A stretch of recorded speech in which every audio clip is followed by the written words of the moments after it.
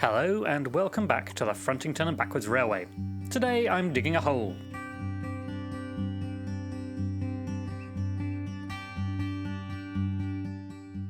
If you've been watching the other videos in this series, you'll have seen that I completed the main loop of track on my new layout and wired it up so I could get some trains running.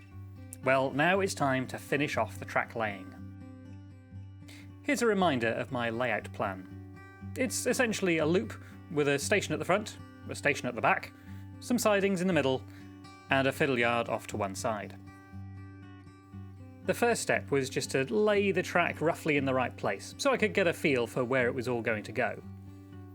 Coming off that first point, the track needs a very slight curve before we get to a set of 2 points. This leads into a short siding at the back of the station platform, and another longer one that will be for goods unloading. At the other end is the engine shed.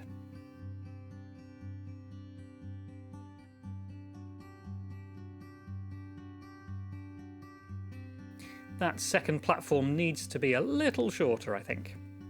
I can imagine it being used perhaps by a pannier tank with an auto coach, or even as a loading and unloading space for a siphon milk wagon or something. As long as it's got room for a couple of coaches, that's probably enough.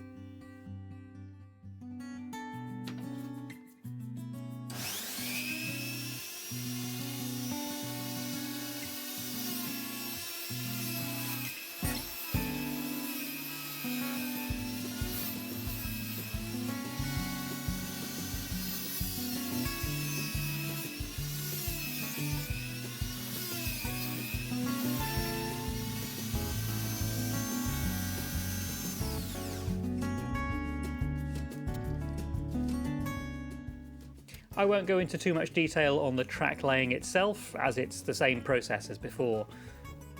But once it's all laid and secure, I'll go back and cut the track at the joins in the board.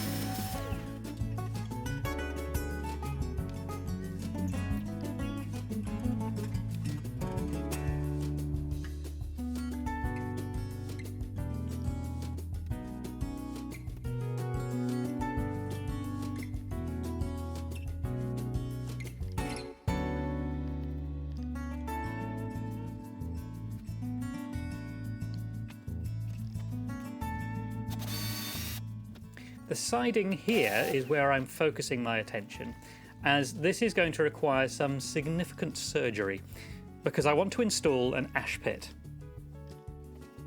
The idea is that at the end of the day, a locomotive can sit in the shed overnight, ready for the first train of the day the following morning.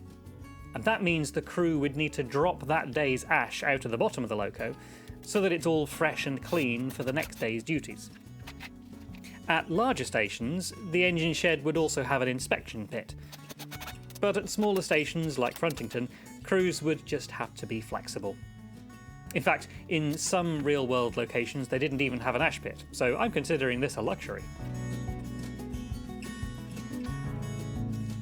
With the track in position, I've marked around it in pencil so I know where it's going to go, and marked the length of the ash pit. I can then remove the track again to reveal where I need to start digging.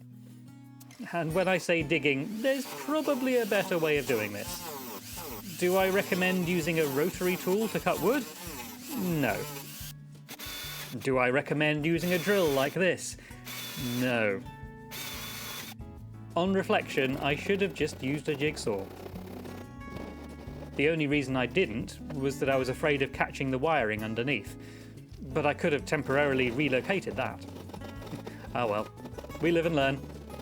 I got there in the end though.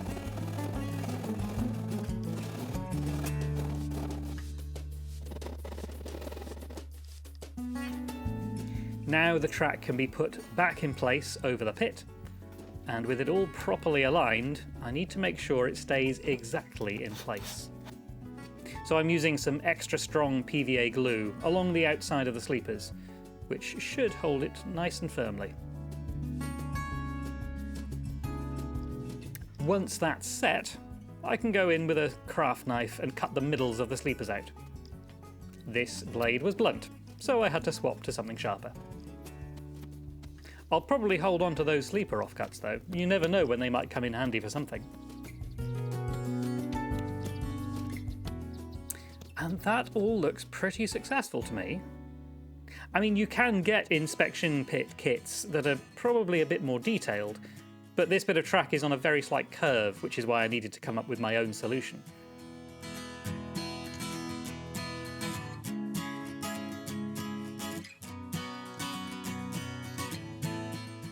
The wiring underneath will need sorting out at some point, because that breakout terminal strip turned out to be exactly where the hole needed to be, but that's not a huge problem. A final flourish for now was adding some brick paper to the sides. Once I get properly into the scenics, I'm hoping most of this will be covered in ash and grime, but this is a good starting point. I've wired up those new bits of track, so now it's just a case of running a locomotive around to make sure it all works.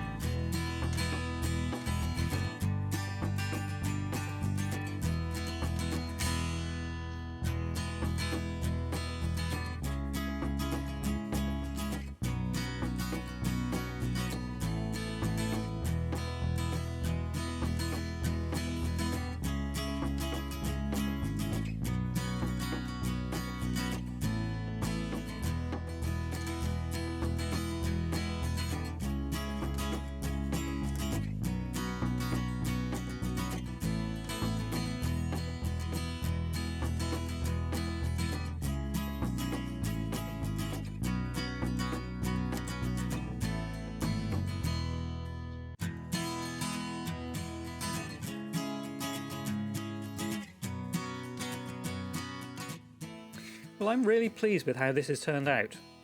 And I'm not going to say that I've done everything perfectly, but that's part of the fun of all this. Getting creative, making mistakes, finding solutions. That's all for this video though, I hope you've enjoyed it. There's quite a lot of infrastructure to work on before I can get onto anything pretty, so next I'm probably going to be looking at point motors or something. We'll see. Anyway, I hope to see you there. Bye for now.